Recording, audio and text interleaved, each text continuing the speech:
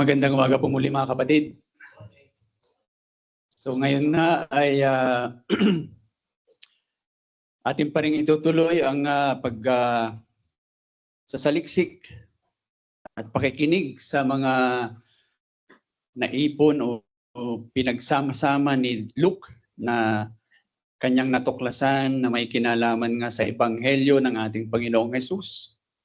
At sa umagang ito ay nasa chapter 7 na tayo. Luke chapter 7. At kung may mga hawak po kayong Biblia, buksan niyo po sa Luke 7 verse 1 yan to 17 yung ating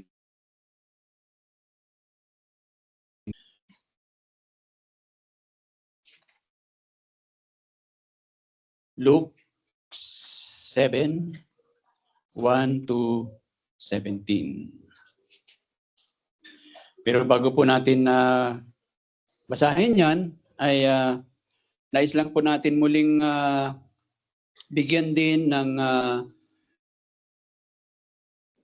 ang tawag nito, connection, doon sa mga napag-aralan na natin nung nakaraan, na yung last nga po na napag-aralan natin na last week ay nakita na natin doon yung sinasabi nga natin na conclusion o yung pagtatapos doon sa Sermon on the Mount ng ating Panginoon, At nagbigay siya doon ng matinding challenge, na sinasabi nga doon ay lahat ng mga halimbawa na kanyang ipinakita ay magiging baliwala kung hindi ito maisa sa buhay.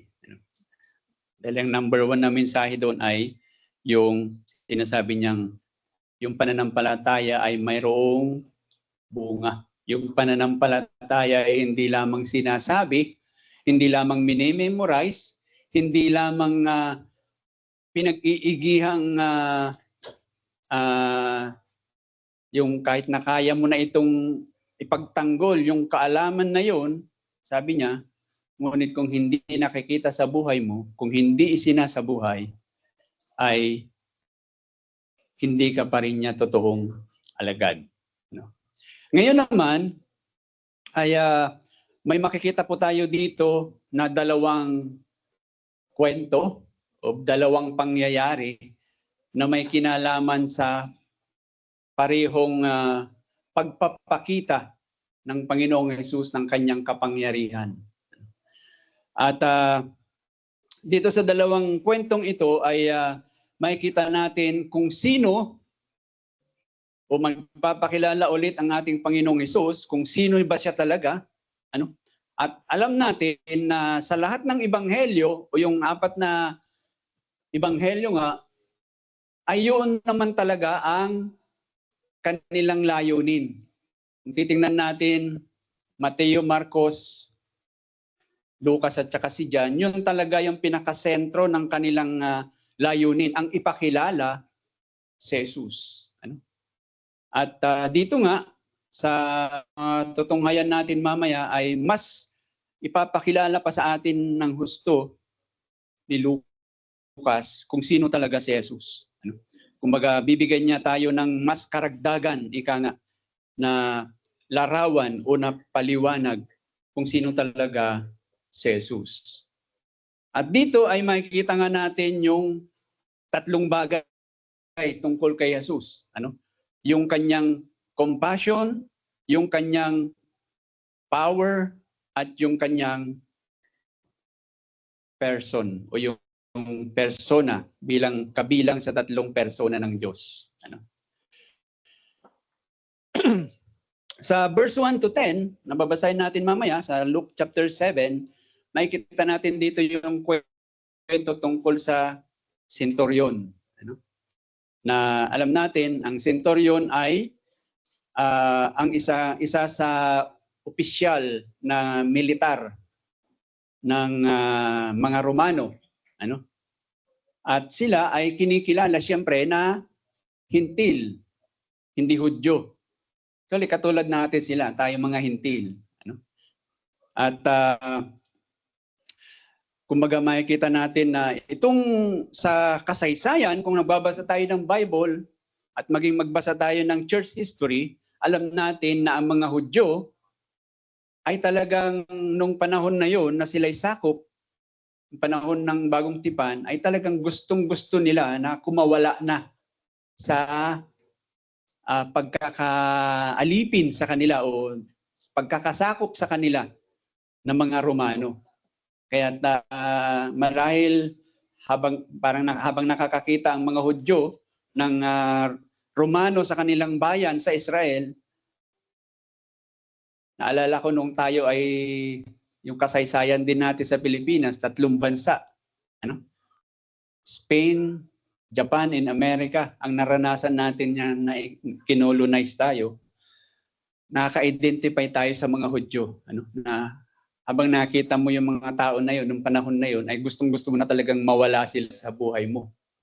Mawala sila sa iyong bansa. And ganun yung pakiramdam ng mga Hudyo sa mga Romano, at lalong-lalo na nga yung mga namumuno, at isa nga itong centurion. Na kumbaga siya ay pinuno na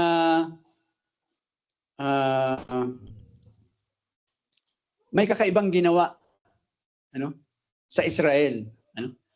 Makikita natin mamaya na bagamat siya ay pinuno ng mga sundalo ng Romano, pero minahal siya ng mga Hudyo. Kakaiba. Kasi usually yung mga Hudyo galit sa mga Romano, pero itong centurion na to, minahal ng mga Hudyo. Sa lugar na yun na pinuntahan, na babasahin natin mamaya. At makikita natin na may dahilan din kung bakit siya minahal ng mga Hudyo sa lugar na ito. Kasi sabi doon, nagpagawa siya ng sinagoga. Biruin mo yun. Siya yung marahil gumastos para maipatayo ang kanilang sinagoga. So, makikita natin na bagamat ganun nga yung kanyang ginawa, pero still, siya pa rin ay hindi Hudyo, kundi pagano. At yung pangalawang kwento na makikita naman natin ay yung may kinalaman naman sa balo. Isang widow na taga Nain. Hindi ko masyadong yung pronunciation nito eh. N-A-I-N. Nain ba o Nain? Okay. So, itong balo na ito ay nakita ni Jesus sa tinatawag na paglilibing, funeral procession. Naglalakad na sila upang dalhin sa libingan yung patay ng balo. At siyempre balo, ibig sabihin patay na yung kanyang asawa, pero ito, maglilibing na naman siya, at yung ililibing naman ay, ang sabi doon, yung kaisa-isa niyang anak na lalaki. The only son. At makikita natin dito na may ginawa muli ang Panginoong Hesus upang ipakita nga yung kanyang maawain, yung kanyang kapangyarihan, at kung sino siya talaga. Na alam din natin na kahit sa kanyang ginawa, kung ikaw ay Hudyo, kung ikaw ay Jew, isang Hudyo, ay magugulat ka sa kanyang ginawa. At kahit tayo rin, magugulat din tayo mamaya. At bago natin basahin ang salita ng ating Panginoon, tayo po muna ay manalangin. O aming amang banal, Diyos na makapangyarihan sa lahat. Tunay nga po na ang inyong kadakilaan ay napaka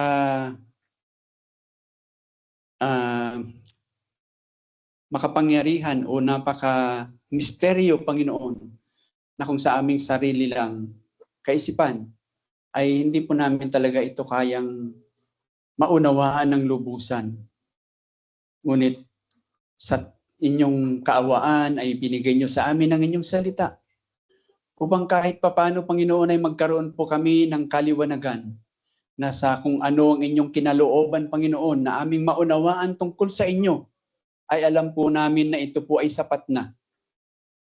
Sapat na upang kami ay magkaroon ng totoong pananampalataya. Sapat na upang kami ay magabayan sa aming mga pang-araw-araw na buhay sa mundong ito ng kadiliman. At sapat na ito, Panginoon, upang kami makatiyak na ang inyong pag-ibig sa amin ay tunay na tapat, tunay na makapangyarihan.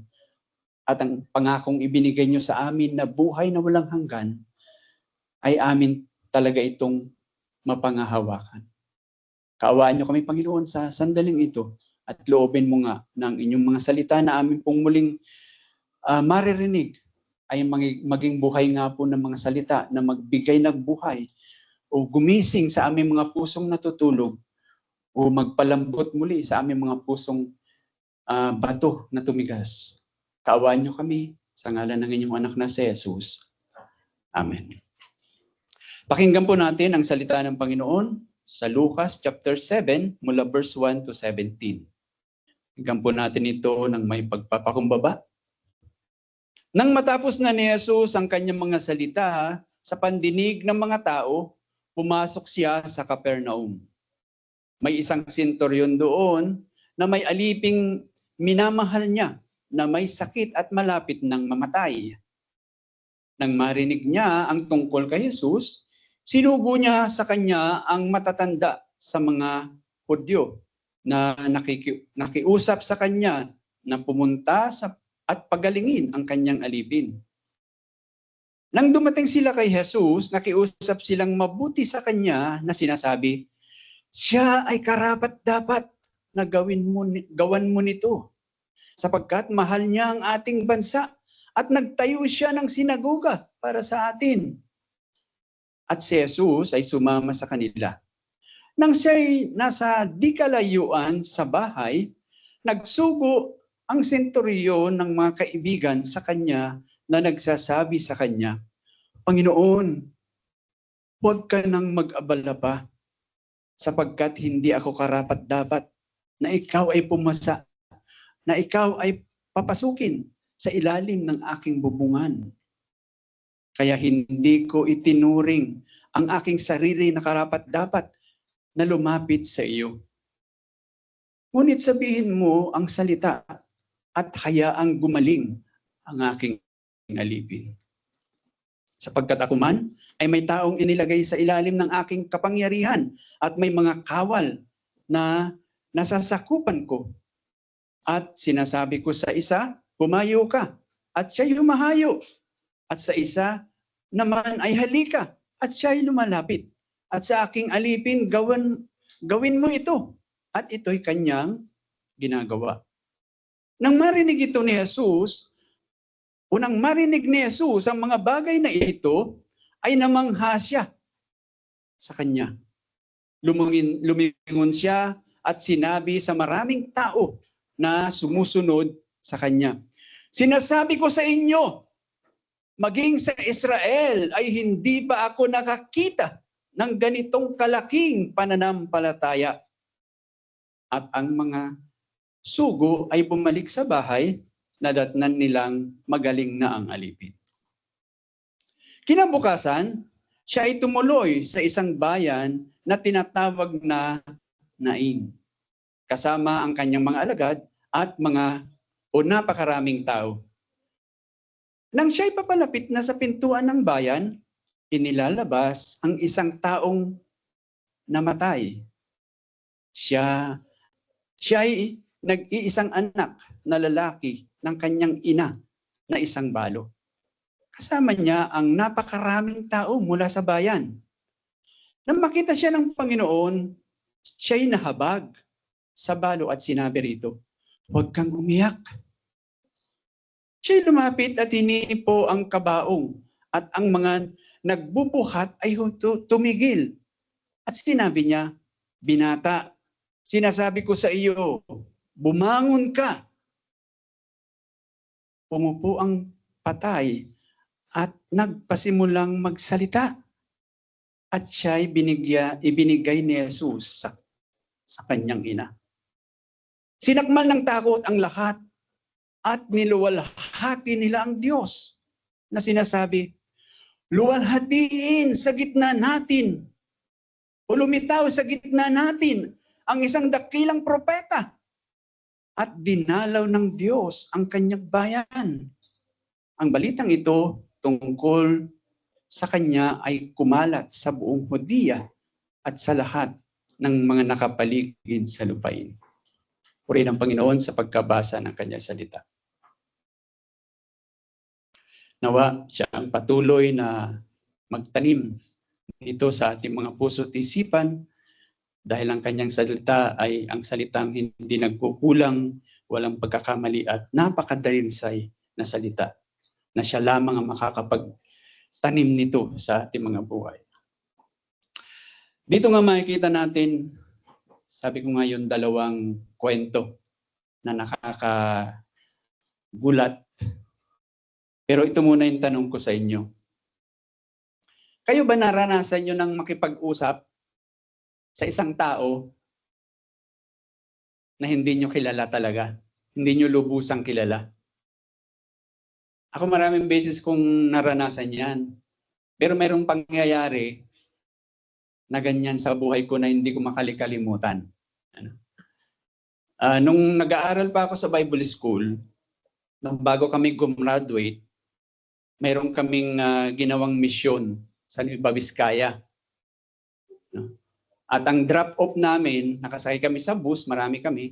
Ang drop-off namin ay sa Santa Fe, kung may nakakaalam sa inyo ng lugar na yon. Yung lugar na yon ay, ano tawag nito? Bundok, pababa. Yung daan at sigsag. Pagka nandun ka sa baba, makikita mo yung ibang daan na paikot-ikot na ganyan. Ganong kataas yun. At nung panahon na yon, katatapos lang ng lindol, hindi ko maalala kung anong lindol na yon, sira-sira pa yung kalsada at napakadilim. So sa madaling salita, nag-drop off kami doon, nagbabaan kami, may isang church doon na tumanggap sa amin at doon kami ipinakilala kasi may team kami, dala-dalawa, iiwanan sa bawat churches. At ako at saka yung kasama ko ang iniwan doon sa Santa Fe Church.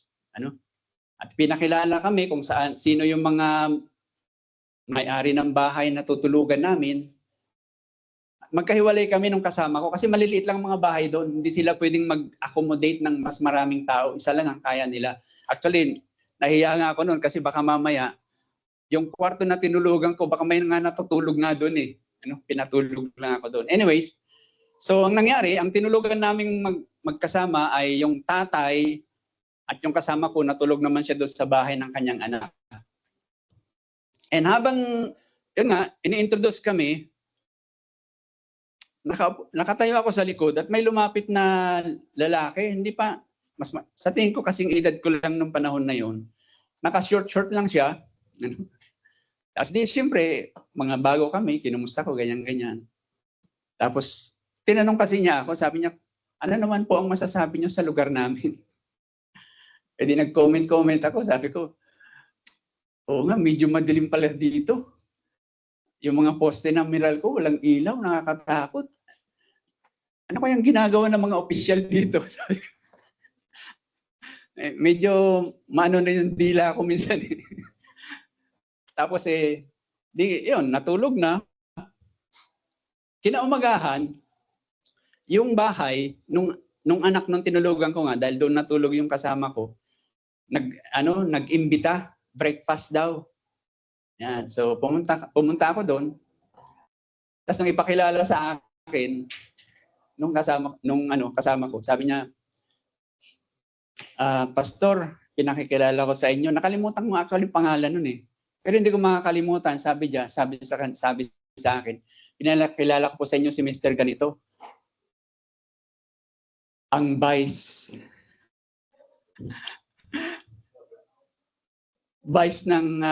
mayor ng Santa Fe. Sa loob-loob ko. Buti na lang yun lang ang nasabi ko. Hindi ako nag-comment ng sobra-sobra sa mga namumuno. Na kumbaga yun lang ang nasabi ko. Ano kayang ginagawa ng mga namumuno? Bakit ang dilim-dilim? Ibig sabihin yung comment ko kasi nga kung madilim, ganun nga yung kalsada, nakakatakot talaga, Although yun nga, naintindihan ko naman, bandang uli naisip-isip ko na ginagawa pa lang kasi. Siguro naman sana nga nilagyan nila ng ilaw yun. Anyways, so medyo nanliit ako doon kasi sabi ko yung kausap ko pala nung gabi na yun, yung Vice Mayor na Santa Fe. Ano kasi siya, napaka-normal lang niya. At saka yung bahay niya, hindi, di ba? Dito, pag sinabi nating mayor o ano, makita mo yung bahay. Pero hindi, simple lang. Ano? Kung ano yung bahay sa paligid, ganun din lang yung bahay niya. Ano? So, bakit ko naikwento yon? Kasi nga, kung titingnan ninyo, yung binasa natin kanina, itong mga taong ito, nakausap ni Jesus, wala sila talagang buong idea kung sino yung kausap nila. Hindi nila talaga lubusang kilala kung sino itong Jesus na kausap nila.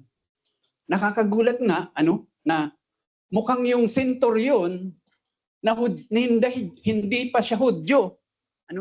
Hindi talaga Israel, hindi kalahi ni Jesus in a way, parang mas kilala pa niya si Jesus. Kasi siya yung nag-isip, siya yung nakiusap doon sa mga, sabi nga, pinuno doon sa sinagoga na kanyang ipinatayo upang puntahan si Jesus dahil nga yung kanyang alipin ay may sakit na malapit ng mamatay. Kaya itong centurion, lumalabas na mas kilala pa niya si Jesus na ito yung tao na may kakayanan na pagalingin yung kanyang alipin na malapit ng mamatay. But at the same time, hindi pa rin niya lubusang kilala si Jesus. Ang pagkakilala lang niya ay isang propeta na may kapangyarihan kasi nabalitaan na siguro yung mga naunang napag-aralan natin tungkol sa ginawa ng Panginoong Jesus. Kaya kinilala niya siya bilang taong may kakayanang o propeta na may kakayanang magpagaling. But at the same time, kahit ganun, hindi pa rin talaga nila lubusang kilala si Jesus. Alam nyo, pasalamat tayo sa Panginoon.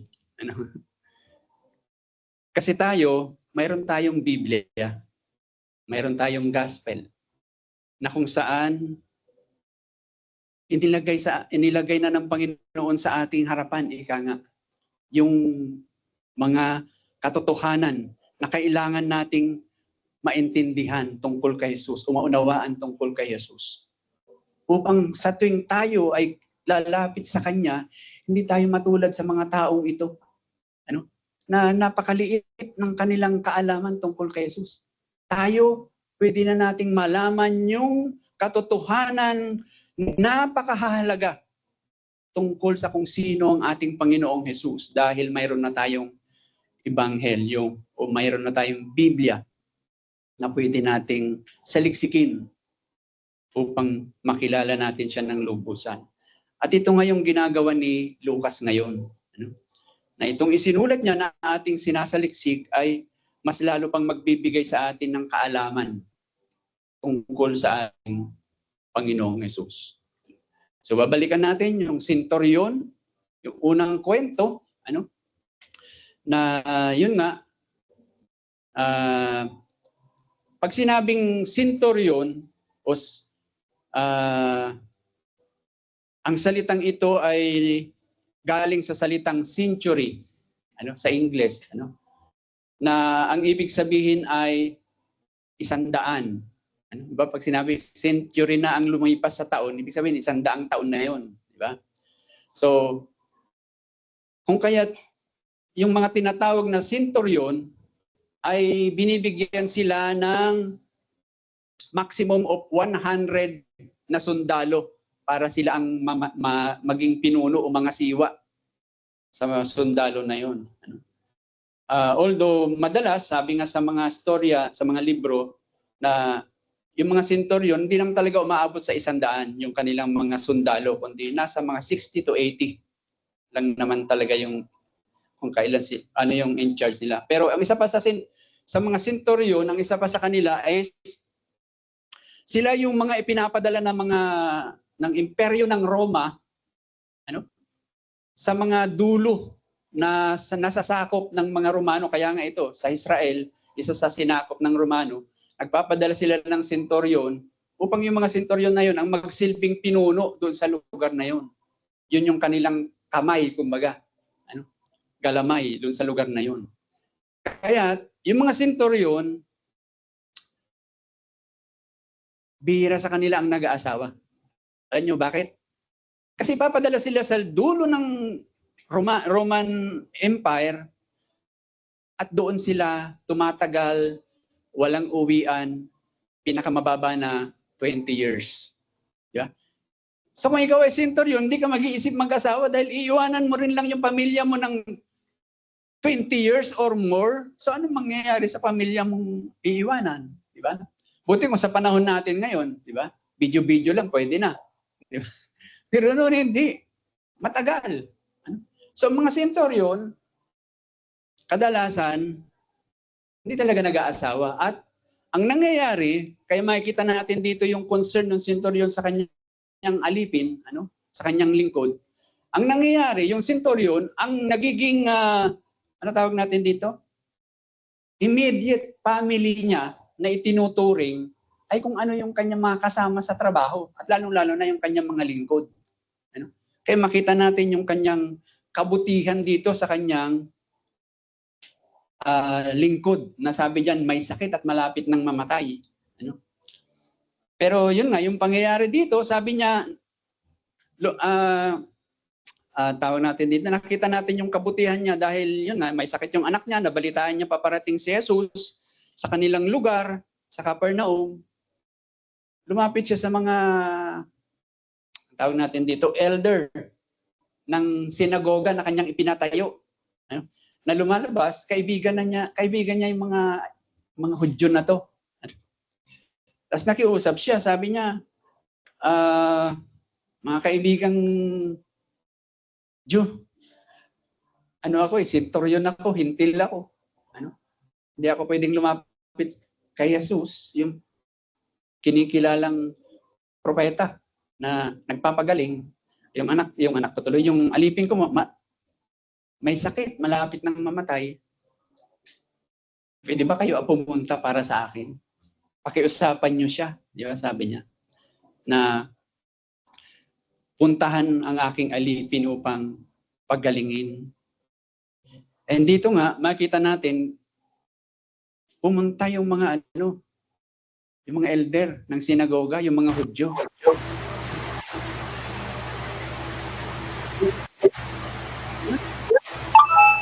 Kanyang tao, in a way, sa kanyang ginawa. At mahal na mahal niya yung kanyang lingkod. Di ba?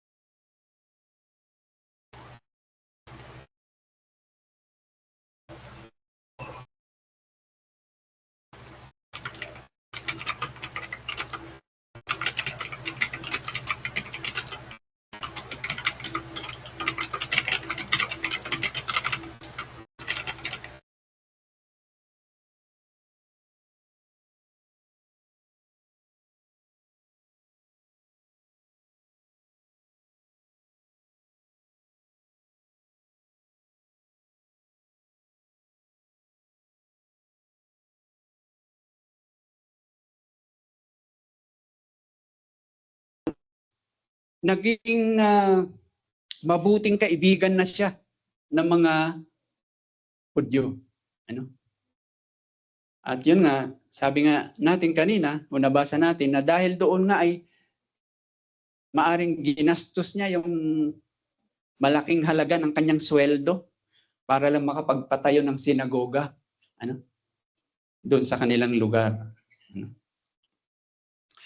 At mayroong tawag natin dito, mayroong makikita tayo dito na kakaibang pangyayari. Bakit? Kasi sabi sa verse 4 na mga elder na lumapit kay Jesus, ano sabi nila? Sabi nila, ang taong ito ay ano daw? Siya'y karapat-dapat na gawan mo nito. Ibig sabihin, karapat-dapat siya na puntahan mo. Karapat-dapat siya na pagbigyan yung kanyang hinihiling. Napuntahan mo yung kanyang alipin upang pagalingin. Ano? Kung ang tawag natin dito, sa ating pagbabasa nito, alam nyo, ang isa pang ipinapakita nito bago natin tingnan mabuti yung sinabi sa kanya, sinabi ng mga Hudyo kay Jesus. Makita din nga pala natin dito sa pangyayaring ito na ang Biblia talaga ay totoo. Alam niyo kung bakit? Kasi kung naalala nyo, dun sa mga unang encounter ni Jesus sa mga Hudyo, anong klaseng mga Hudyo yung mga na-encounter niya? Yung mga Hudyo na gustong pumatay sa kanya. Diba? Nagsabi lang siya, pinapatawad ng iyong kasalanan. Ano sabi nila kaagad? Blasphemous!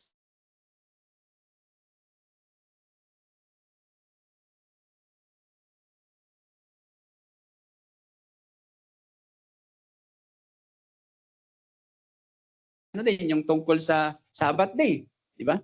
Kumain lang yung mga disipulo ni Jesus ng trigo, sabi nila, bawal yan, di ba? Ganun sila kainit, di ba? Sa kanilang mga tinatawag natin na ceremonial law, ano? Pero dito makikita natin yung mga Hudyo na lumapit kay Jesus, payapa. Nakita niyo ba? Payapa. At hindi sila payapa in a way na kahit nga yung mga hintil, yung hintil na centurion, hindi nila kalaban eh. Kaibigan nila. Ano? So dito makikita natin na sa kasaysayan, hindi naman ano tawag nito? Tawag sa panahon natin ngayon, praning.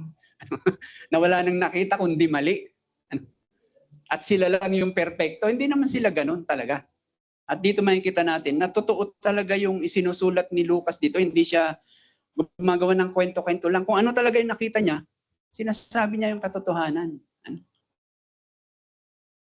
Naisip ko rin yan yung sa kasaysayan ng Pilipinas na naman eh. Di ba?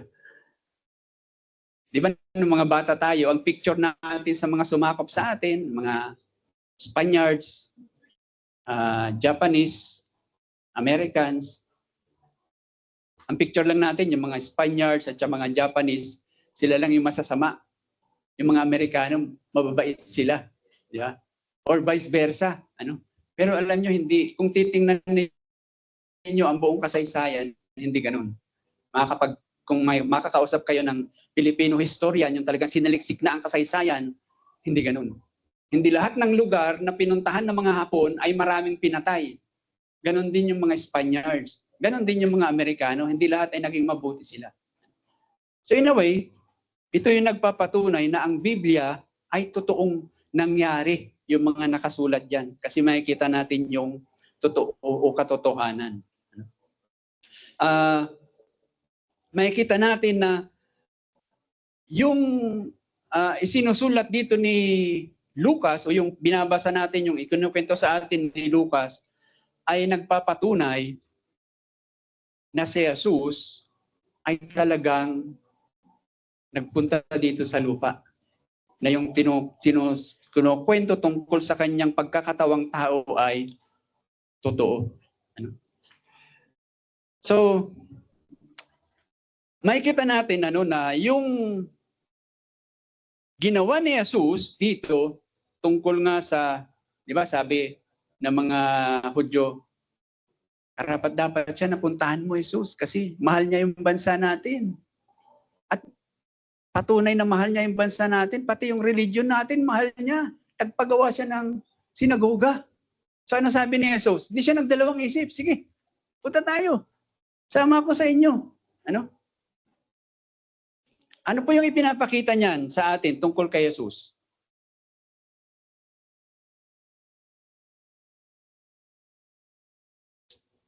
May propesiya ang Panginoon sa pamagitan ni Isaiah sa Isaiah 56 verse 1 to 8. Ano, basahin niyo na lang later on kung gusto niyo, ano? Pero ang sinasabi diyan ng Panginoon kay Isaiah, darating ang araw, sabi niya, na pag dumating yung Mesiyas, ang gagawin ng Mesiyas ay dadalhin niya ang lahat ng lahi sa mundo. Ibig sabihin, hindi lang mga Hudyo ang dadalhin sa harapan ng Panginoon upang sumamba sa Diyos.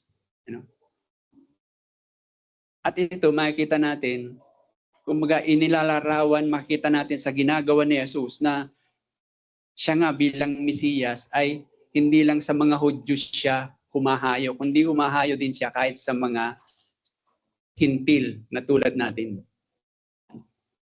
So, dito makikita natin na yun nga, yung pangyayari sa ginawa ni Jesus ay nagpapatunay na si Jesus ay ang ipinadala o ipinangako ng Diyos na Mesiyas upang gawin ang kalooban ng Diyos. At alam natin, yung paghayo o pagpapahayag ng salita ng Diyos sa buong sanlibutan ay mas lalong nakita ito nung pagkatapos nga ng Pentecost, nung mapuspos na ng banal na Espiritu yung mga disipulo, di ba? Nag-preach sila at sabi nga doon, sino-sino yung mga taong nandoon galing sa iba-ibang bansa, di ba? Pero naintindihan nila yung sinasalita ng mga apostol na isang salita lang naman yung ginagamit, Greek or Aramaic.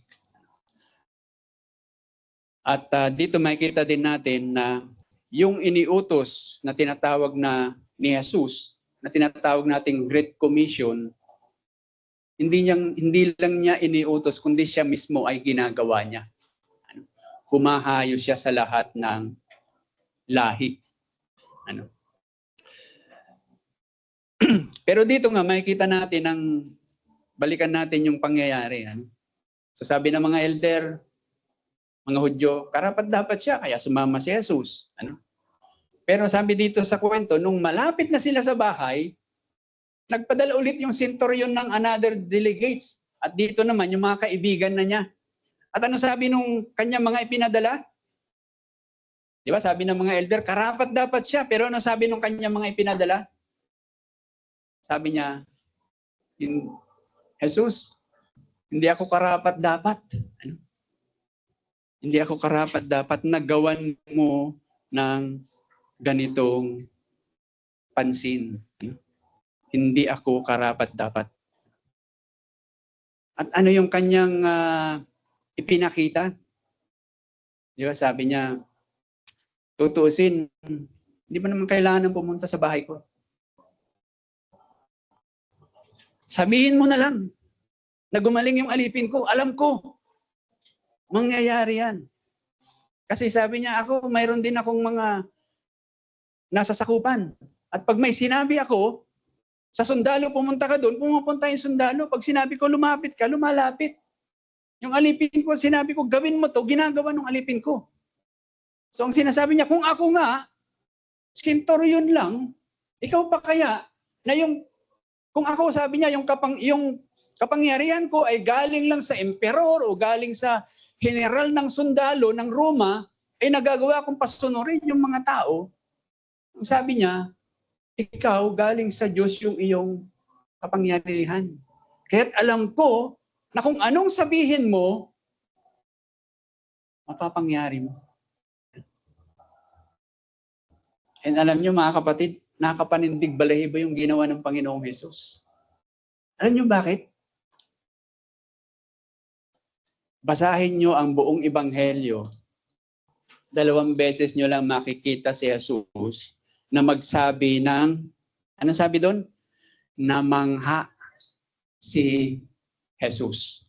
Pag yung centurion ang namangha kay Jesus, okay lang yun. Kasi Diyos, namamangha siya sa Diyos.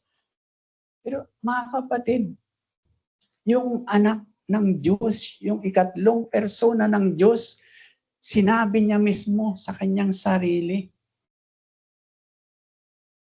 namangha siya sa lalaki o sa pananampalataya ng lalaking ito.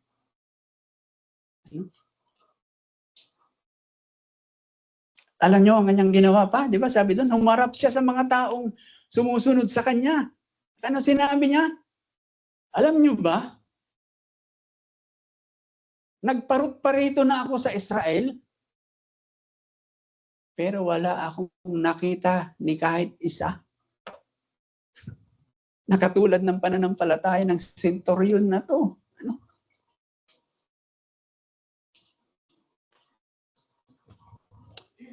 Alam nyo, sabi nga natin, ang itinuturo dito ni Lucas, ang gustong ipakita dito ni Lucas, kumbaga sa spotlight, nakapokus kay Jesus eh. Pero alam nyo si Jesus, yung spotlight, inilipat niya. Inalis niya muna sa kanya pansamantala. Inilagay niya doon sa senturyon. Diba? Yung Diyos, ma-appreciate ka ng ganun. Ano? Kakaiba. Ano? Kakaiba. Makikita natin na yung ginawa ng ating Panginoong Hesus ay patunay na ang kanyang, di ba, napakabuti ng Panginoon sa atin. Mahabagin niya. Ano? Niya ang pananampalataya ng isang taong nananampalataya sa Kanya.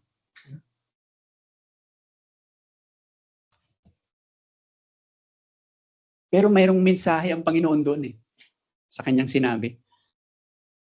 Wala akong nakita, di ba, ng ganitong klaseng pananampalataya sa Israel. Anong gustong sabihin ng Panginoon dito? Well, tayong lahat dito ngayon, mga hintil, wala namang Hudyo rito. Meron ba Hudyo rito? Wala, yan. Pagkaalam ko, wala. Ano? Lahat tayo mga hintil. Kapareho tayo nung senturyon. Pero alam nyo ba, kahit tayo mga hintil, dahil matagal na tayong Kristiyano, nagiging katulad tayo ng mga Hudyo paminsan sa ating buhay. Paano tayo naging katulad? Nawawalan tayo ng pananampalataya o nanghihina yung ating pananampalataya. Kumbaga, nawawalan tayo ng tiwala sa Panginoon. Na kung ano yung nakita ni Jesus sa Israel, na sabi niya walang naging katulad itong pananampalataya ng senturyon na ito, nagiging katulad din tayo ng mga Hudyo. Na anong sinasabi sa atin dito ng Panginoon? Alam nyo, sa ating buhay bilang isang mananampalataya, pwede tayong paalalahanan ng Panginoon ng mga taong pwedeng gamitin ang Panginoon, yung mga tao na hindi natin inaasahan na gagamitin niya para ipaalala sa atin ng mga nananampalataya sa Kanya na ang ating Panginoon ay karapat dapat pagtiwalaan. Naranasan niyo ba minsan? Yung mga anak natin kung minsan, di ba? Maliliit. Akala natin wala pa silang alam eh. Akala natin, di ba? Hindi pa sila nakikinig eh. Pero minsan pag nangihina tayo, di ba? Sila yung ginagamit minsan ng Diyos para maalala mong lumapit sa Panginoon, maalala mong humingi ng tawad sa Panginoon, maalala mong, di ba? Manalangin sa Panginoon. Ano? Dito yun, ginawa ng Panginoon sa mga Israelita. Ginamit niya yung pananampalataya nung pagano na sa tingin nila ay marumi, na sa tingin nila ay second-class citizen, kasi yung mga Hudyo, tingin nila sa sarili nila, first-class citizen, yung mga hindi Hudyo ay second-class lang. Ano? Pero yun ang ginamit ng Diyos para sabihin sa kanila, alam nyo ba? Walang Hudyo na naging katulad. Wala akong nakitang Hudyo sa buong Israel na naging kapareho ng pananampalataya ng taong ito.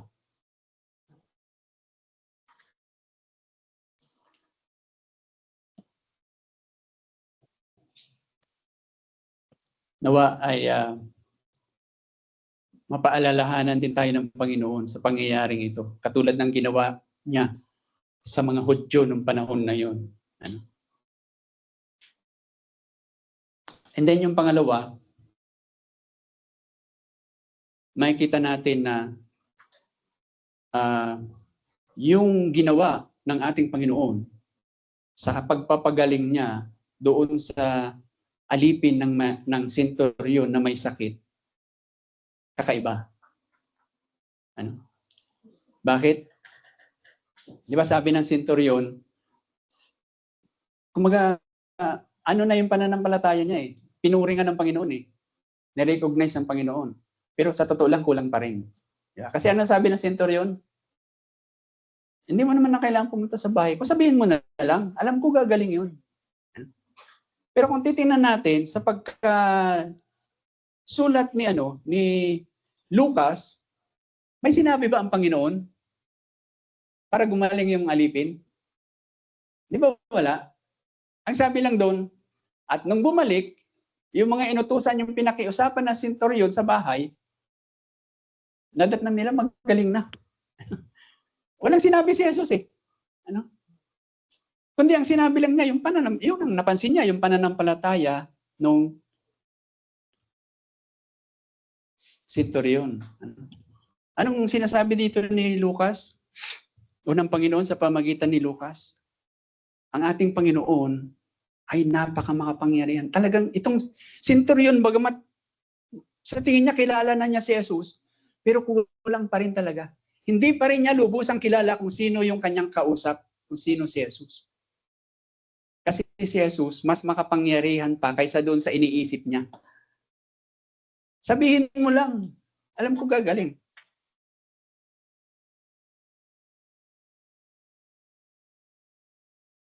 Pero wala siyang sinabi, pero gumaling.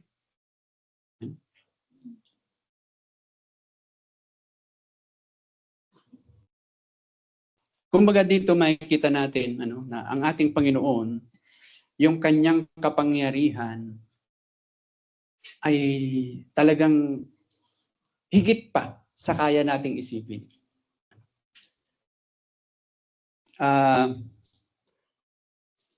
Alam niyo si Sister Peli na hospital, di ba? Pero salamat sa Panginoon kahapon, o nung Friday pa yan, kahapon, Sabado, nag-message na po siya at alam ng karamihan, nakita ko yung sagot ninyo o yung inyong response na nakalabas na po siya ng ospital. Pero sa totoo lang po, kaming mga pastor, nung dinalaw ko nga siya, talagang nananalangin ako kasi sabi ko, Panginoon, kung tutusin, wala naman talaga akong magagawa eh. Ang magagawa ko lang ay pumunta sa kanya. Kasi hindi ko pa alam kung ano itsura niya talaga doon sa ospital eh. Dahil nagme-message ako sa kanya, lumalabas doon sa sagot niya sa akin, hindi siya yung nagme-message. Kundi yung apo niya yata o yung anak niya. Although ginagamit yung account niya. So, nung dinalaw ko siya, sabi ko, Panginoon, sa sarili ko, wala naman talaga akong magagawa eh. Pero, nanalangin kami. Di ba? At alam ko, at sinabi ko rin sa kanya, na yung aming lalapitang Diyos sa pangalan ng Panginoong Hesus ay makapangyarihan. Hindi siya yung katulad ko na lalapit sa may sakit o dun sa namumroblemang tao at sasabihin ko lang, ito lang kaya kong gawin, makinig sa'yo. Pero wala talaga akong magagawa sa'yo. Pero alam niyo, pag si Jesus ang nilapitan natin, pag siya ang lumapit sa atin, siya yung Diyos na ang may sakit na malapit ng mamatay ay kaya niyang pagalingin kahit wala pa siyang sasabihin. Siya yung Diyos na lalapit sa iyo o kung lalapitan mo siya ay kayang buhayin o kayang bigyan ng kagalingan ang anong pamang problema na dinadala mo. Hindi lang sakit ng katawan, pisikal, sakit sa emosyonal, sakit sa espiritual, ano pa mangyang sakit na yan? Ano pa mangyang kabigatan na yan? Pag si Jesus ang lumapit sa iyo,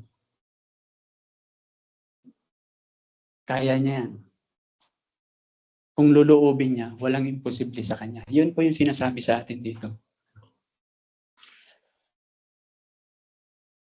Kumbaga, makikita natin na si Jesus, yung katugunan sa lahat ng pinoproblema ng tao. Bakit nga ba kasi may problema? Mamaya makikita natin. Puntahan na muna natin yung ikalawang kwento. Ano nga yung ikalawang kwento? Sabi diyan sa bayan ng Naim, sa verse 11 to 17, mayroong libing.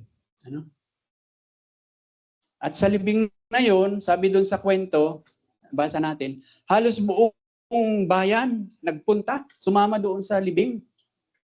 At makikita natin kung bakit. Kasi sabi doon, yung libing kasi na yon ay ililibing yung nag-iisang anak ng balo pa. Ibig sabihin, namatay na rin yung asawa niya, ngayon naman patay na yung kaisa-isa niyang anak na lalaki. At alam niyo kung bakit ganun na lang makiramay yung kanyang mga kababayan o kabaryo?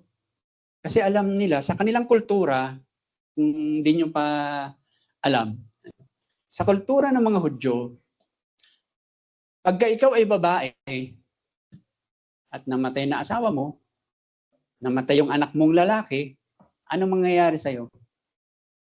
Magiging pulubi ka kung walang kamag-anak na aaruga sa'yo. Bakit? Kasi ang babae doon, walang karapatang magmay-ari ng ano pa mang ari-arian. So ang chance mo lang doon na mabuhay ka ng marangal ulit, na hindi ka mamumulubi, is kung mayroon kang malapit na kamag-anak na aaruga sa'yo. Yung kinsman redeemer ang tawag doon.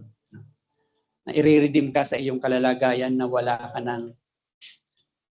Kung kaya't makikita natin na ganun na lamang ang pakikiramay ng kanyang mga kabayan kasi alam nila yung kanyang kalalagayan. Balo na siya, tapos patay na yung kaisa-isa niyang anak na pwede sana magdala ng kanyang pangalan. At yung kwento dito, sabi doon, dala-dala yung bangkay, kung nakakakita tayo ng patay, sa mga kadadalaw lang namin kamakailan sa patay, yung pamangkin ni Shiba, di ba, ang mga kabaong natin dito, sarado. Di ba, halos isang bintana lang. Yung mga iba, buong salamin naman, pero kadalasan, yung mukha lang nakikita natin. Pero nung doon sa lalo na yung mga Hudyo, I think medyo may similarity ito sa nasaksihan ni Ate Rose na ikukwento niya yung one time yung mga Muslim ba yun, Ate Rose? Halos kapareho silang maglibing. Ang ginagawa lang nila, iniimbalsa mo nila yung bangkay, hindi ko alam kung paano nila iniimbalsa mo. Madalas nilagyan nila ng mga matatapang na mga pabango na kung anong mga spices. Tapos binabalot lang nila. Binabalot nila ng tela. At inilalagay sa parang kama. Or basta kahoy lang na flat lang na ganyan at nakahiga yung bangkay na nakabalot. Yun yung picture doon. At sabi nga doon, habang binubuhat ng mga taga-buhat, yung bangkay na nakaibabaw doon sa kahoy na yun, na nakabalot lang, anong nangyari? At yung siyempre, yung sabi doon, yung nanay ay umiiyak, umahagulgol. Ang sabi doon, di ba? Nakita ng Panginoon at naawa siya. Pero bago natin puntahan yung pagkaawa ng Panginoon, sabi nung yung ipinahiram ni Brother Roy sa akin na libro na sulat ni J.C. Ryle. Na ikwento ko, na sabi ko na sa ipakilala ko na sa inyo one time si J.C. Ryle. Ano? Sabi niya, yung itsura daw nung babae na namatayan, na umiiyak, sabi ni J.C. Ryle, ay sabi diyan, ito daw yung sorrow na dinala ng kasalanan sa mundong ito. Yun yung larawan ng pagdadalamhati na dulot ng kasalanan sa mundong ito. Yun yung nang pumasok ang kasalanan sa mundong ito, nagkaroon ng ganong mga pangyayari sa mundong ito.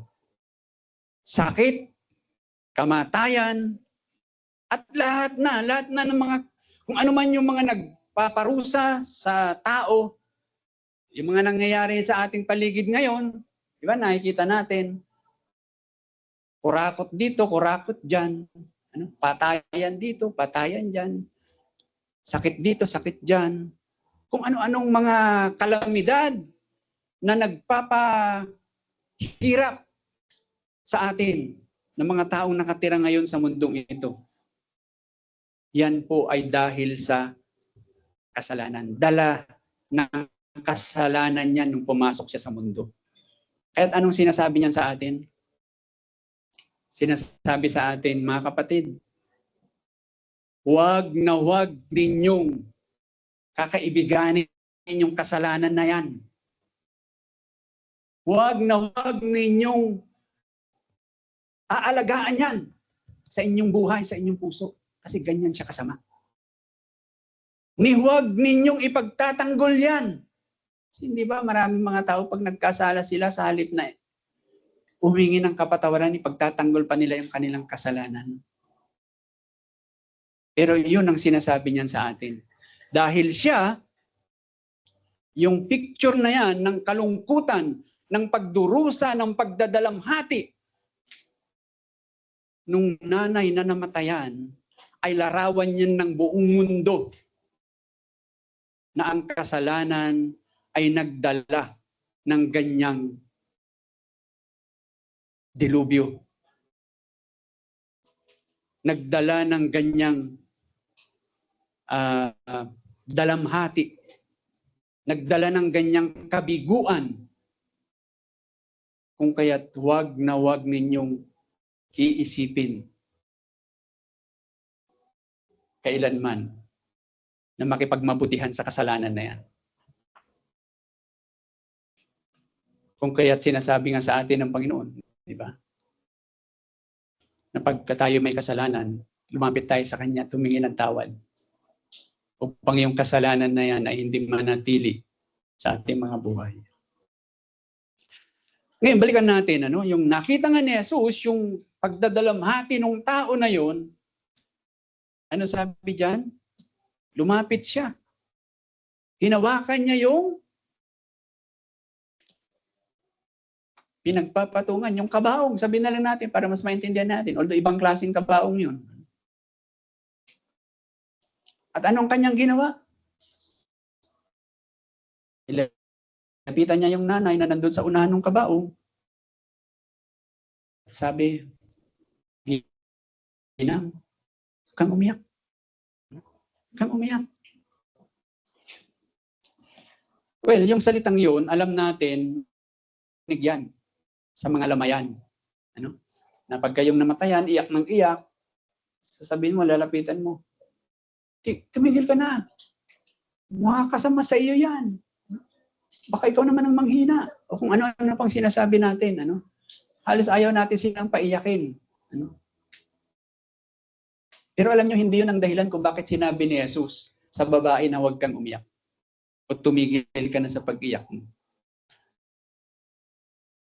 May ibang dahilan ang ating Panginoong Hesus. At alam natin sa mga susunod na pangyayari kung ano yung dahilan.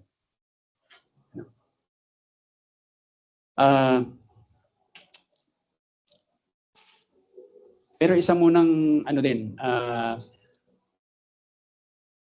ang tawag natin dito, kamangha-mangha na nangyari dito bago natin tingnan yung dahilan ng Panginoong Hesus bakit niya sinabing huwag kang umiyak. Sa Bilang chapter 19, verse 11 hanggang sa mga susunod, sinasabi doon na ang isang Hudyo, yung sa kanilang ano pa rin ito yung ceremonial laws. Ang isang Hudyo, pag humawak sa patay, nakakapagparumihan sa kanya. At sa lahat ng mga sinasabi doon sa batas na iyan tungkol sa nakakapagparumi sa tao, yung paghawak sa patay ang pinakamalala. Kasi hindi lamang yung humawak o yung patay mismo, kahit yung hinihigaan lang ng patay ang mahawakan mo, marumi ka na rin. O kung dahil nakahawak ka doon at may hinawakan ng ibang tao, pati yung magiging marumi rin. Ganun katindi. At matindi rin yung, kung babasahin ninyo, matindi yung pamamaraan para maging malinis ka muli. At hindi lang isang araw, kundi buong isang linggo, marumi ka hanggat di man natatapos yung ritualis na yun para maging malinis ka ulit. Ganon katindi yung paghawak sa patay para sa ceremonial law ng mga Hudyo. Pero alam natin, sabi nga natin dyan, nung ginawa ni Jesus yun, paghawak sa patay, paghawak dun sa kabaong, hindi nangyari sa kanya hindi siya naging marumi.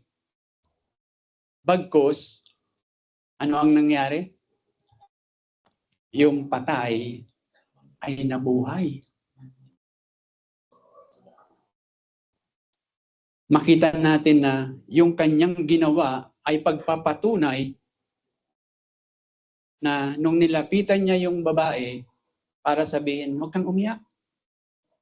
Ang ibig niya sabihin, babaguhin ko ang iyong pagdadalamhati. Ngayon nagdadalamhati ka, pero huwag ka nang umiyak kasi babaguhin ko yan.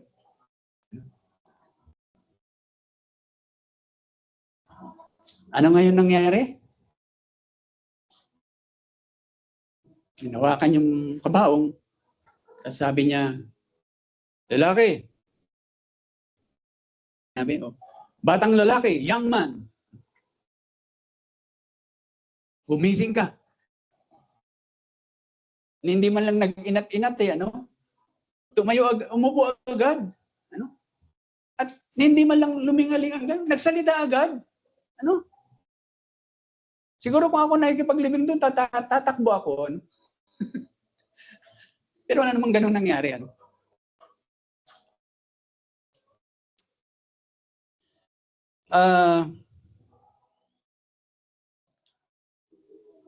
Sinasabi sa atin dito, na yung mga tao nung nangyari yun, talagang namangha sila. Hindi sila nagtakbuhan, pero namangha sila at sabi nga doon, di ba? Na para silang binuhusan ng kung ano man yung naranasan nilang pakiramdam, pero sabi doon, sila ay namangha at nagpuri sa Diyos. At ano sinabi nila? Dinalaw tayo ng dakilang propeta ng Diyos. Dinalaw tayo ng Diyos. Pero alam nyo, lumalabas, hindi pa rin nila kilala kung sino talaga si Jesus. Kasi hindi lang naman siya isang propeta.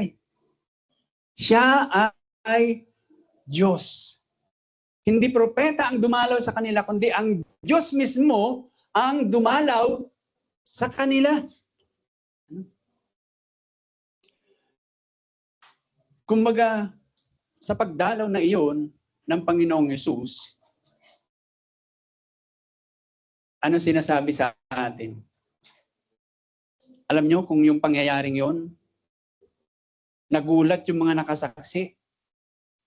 Isa pa lang yung binuhay. Alam niyo ang inilalarawan dyan? Dadalawin muli tayo ng Panginoon. Pero hindi lang pagdalaw ang tawag doon, kundi ang tawag doon, the second coming, o muling pagbabalik. At hindi lang isa ang bubuhayin niya. Ano sabi doon? Lahat ng namatay ay bubuhayin niya.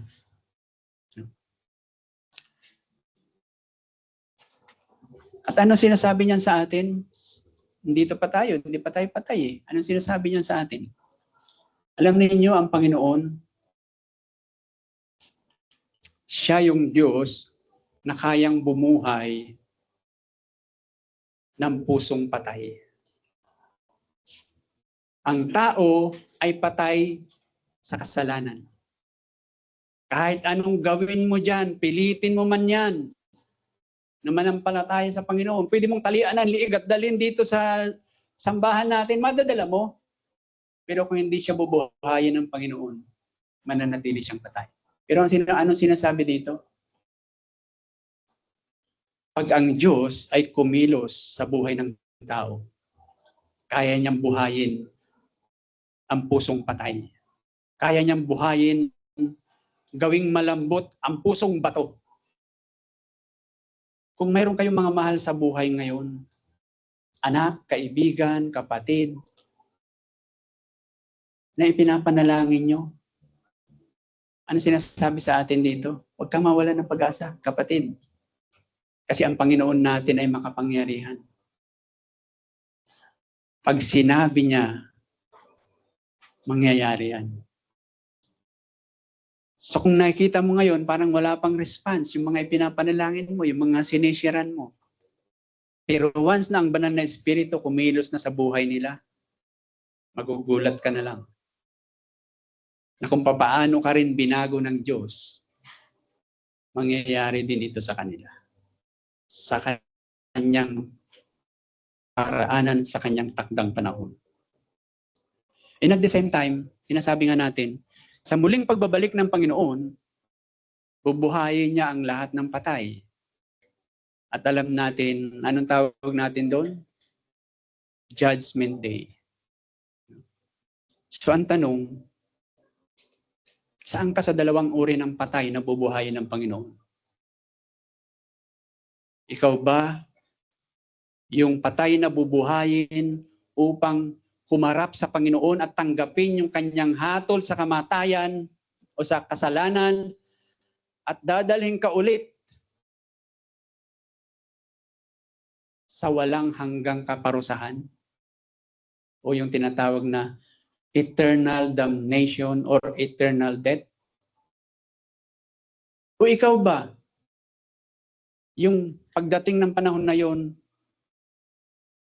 ay sasabihin ng Panginoon, halika, my good and faithful servant, at tanggapin mo ang inilaan sa iyo ng iyong Panginoon. Pag-isipan natin yan, mga kapatid. Mayroon pang isang halimbawa o illustration dito na makikita natin tungkol sa taong nakausap ang Panginoon pero hindi niya talaga lubusang kilala. At pag binanggit ko sa inyo, maaalala nyo yan. Sa John chapter 4, verse 1 to 26, yung Samaritan woman, alam niyo yun? Di ba? Tagal nilang nag-usap ng Panginoon. Ang dami nilang pinag-usapan. Ano? Pag-usapan yung buhay ng babae, ano? Na nakalimang asawa na siya, nakalimang divorce na siya, tapos iba na ulit yung kasama niya at hindi pa niya asawa. Ano? Napag-usapan din nila yung tungkol sa tubig ng buhay kasi humingi siya ng tubig eh. At napag-usapan din nila yung tungkol sa buhay na walang hanggan. Ano? Kung saan ba talaga dapat sasamba o ano ba talaga yung totoong pagsamba. Ano? And then pagkatapos ng pag-uusap na yon, sabi ng babae sa kanya, alam mo Jesus, lahat ng mga sinabi mong yan, alam ko mangyayari yan eh. Sa pagdating ng Mesiyas, alam niyo kung ano sabi sa kanya ng Panginoong Jesus? Sabi doon sa kwento, tinitigan siyang mabuti ni Jesus eh. Buti nga, hindi niya sinabi, Ginang, ang haba ng buhok mo, ang dami mo na naging asawa. Pero ang totoo, gustong sabihin sa kanya ng Panginoon ganito, di ba? Sabi niya, alam mo ba, Ginang, yung sinasabi mong Mesiyas, Kaharap mo na. Kausap mo na. Ako yun. At alam natin kung anong nangyari doon sa babae. Alam niyo ba kung bakit tanghali na nagsasalok yung babae na tinitiis niya yung sikat ng araw? Kasi yun lang ang panahon na wala siyang makakasama doon sa balon para sumalok ng tubig kasi nahihiya sa kanyang sarili. Dahil biruin mo ba naman, 5 asawa mo na, tapos meron ka pa ibang kinakasama ngayon? At natatakot din siya, babatuhin siya. Pero alam niyo ano nangyari? Bago bigla yung babae. Dati hindi niya kilala si Jesus. Ang sama-sama ng tingin niya sa kanyang sarili, ang dumi-dumi. Ayaw nga niya magpakita sa mga tao. Pero nung nakilala niya yung Mesiyas, sabi ni Jesus, ako yun. Ano nangyari sa babae? Hindi na siya nagtago. Pumunta siya sa bayan. Ikunento niya yung ginawa ni Jesus sa kanya. Handa na siyang humarap sa tao. Binago ang buhay niya. Binago ng Panginoon ang buhay niya. Ganoon ka makapangyarihan ang Diyos.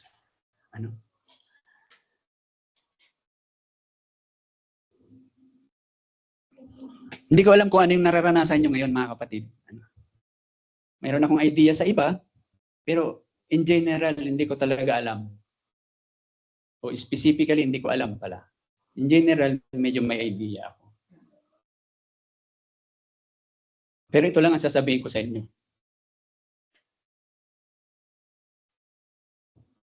Katulad ng mga taong nabanggit na natin sa kwentong ito, hindi pa natin lubusang kilala si Jesus.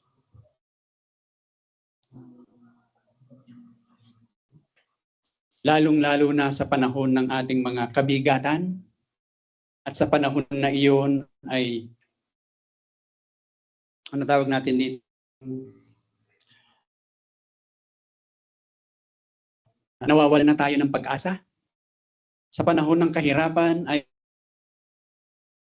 natitempt na tayong parang mag-alinlangan sa Panginoong Jesus.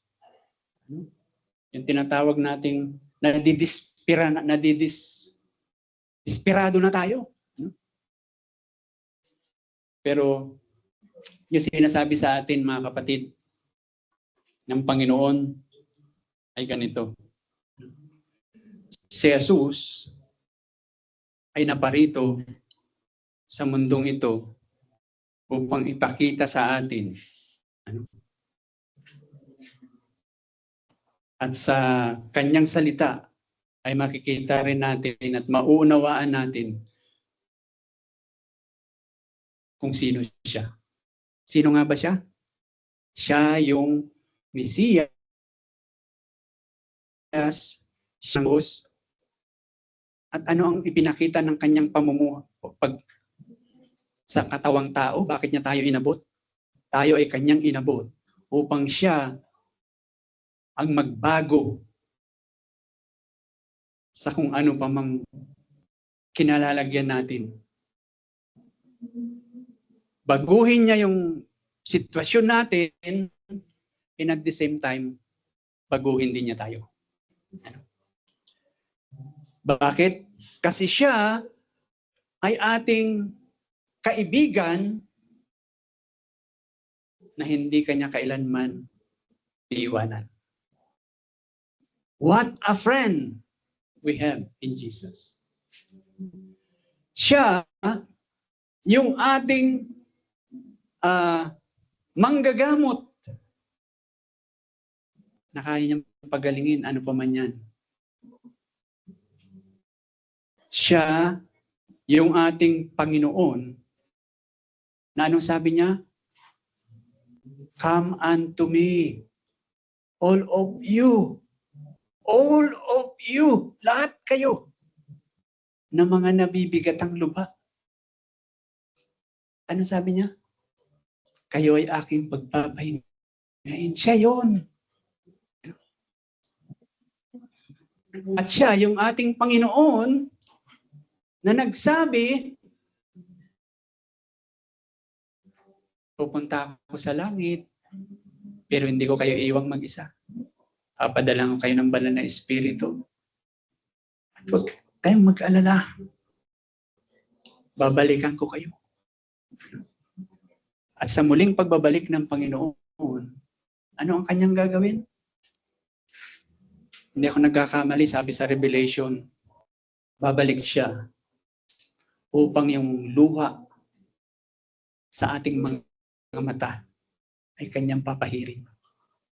Dahil sa kanyang muling pagbabalik, lahat ng mga nananampalataya sa kanya ay hindi na kailanman luluha. Hindi na kailanman makakaranas ng kabiguan. Hindi na kailanman makakaranas ng takot, ng sakit, ng lahat ng mga dinala ng kasalanang iyan. Sa mundong ito, wala na yan. Kung kaya, anong sinasabi sa atin dito? Hindi mo man kilala pa ng lubusan ngayon ng Panginoon. Pero ang sinasabi ng Panginoon o ni Luke sa atin, o ng Panginoon sa pamamagitan ni Luke, ang Panginoong Jesus ay mapagkakatiwalaan natin. 100, higit pa sa 100%, mapagkakatiwalaan natin siya. Tayo ba'y manalangin. Aming Amang Banal, Diyos na makapangyarihan sa lahat. Tunay nga po na inaamin naming hindi pa namin talaga lubos ikaw na nakikilala namin. Hindi pa namin lubusang nakikilala. Kung kaya't kaawaan mo kami, Panginoon, dahil sapat naman po ang inyong salita. Ibinigay mo ang iyong salita upang makita namin ang lahat ng mga katotohanan na kailangan naming maunawaan upang ikaw ay aming lubusang makilala. Upang ang pananampalataya ay umusbong sa amin sa pamamagitan ng iyong salita at maibigay namin ang nararapat na pagkilala sa iyo bilang natatangi at nag-iisang Diyos at aming tagapagligtas.